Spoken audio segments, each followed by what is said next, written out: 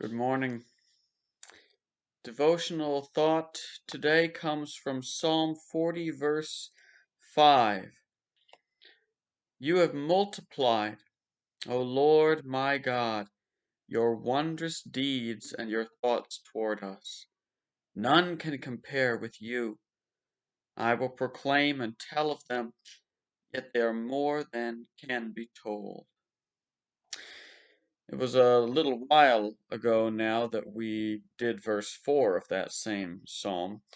So to review, it's a Psalm of David, Psalm 40, and it starts out talking about how he waited on the Lord, and God heard his cry and lifted him up and brought him to rejoicing, put a new song in his mouth.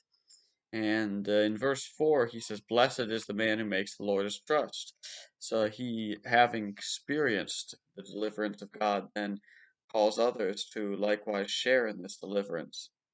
And now in verse 5, he comes to declaring the sheer multiplicity, the vastness of God's kindness and love. And he does it in two phrases. I'm going to call them apophatic phrases. What that means is he's not trying to really describe it, he's trying to say it's indescribable. Uh, he says that none can compare with you. So God is incomparable, and with God's wondrous deeds and thoughts, I will proclaim and tell of them, yet they are more than can be told. So God's kindness is innumerable, beyond description. And all of this is a reminder that God has been kind to us. And the Christmas time is, of course, a time when we regularly reflect on that every year.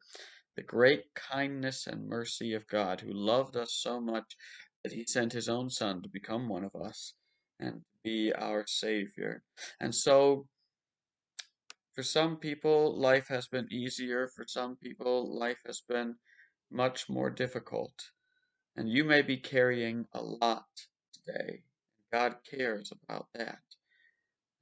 But I hope there can be some comfort, whatever you're going through, in reflecting on the depth of God's love and kindness for you. He, the maker and master of the universe, loved you so much that he sent his own Son to be your Savior. And one of the questions that we often encounter in life is, why does God allow these bad things to happen? I don't know. Some people have answers, and maybe if you look in the scriptures, maybe you do find an answer there, or maybe you're not quite so sure. But what the scriptures do tell us is not necessarily why God allows it, especially with a certain thing in your life, why God allows this to happen. But it does tell us what God is going to do about it. That God cares so much that he gave his best beloved Son to save us, redeem us, and bring us to be forever with him. God has been so kind.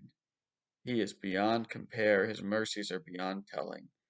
And may his love be an encouragement and a strength to you as you go through your week. Lord bless you.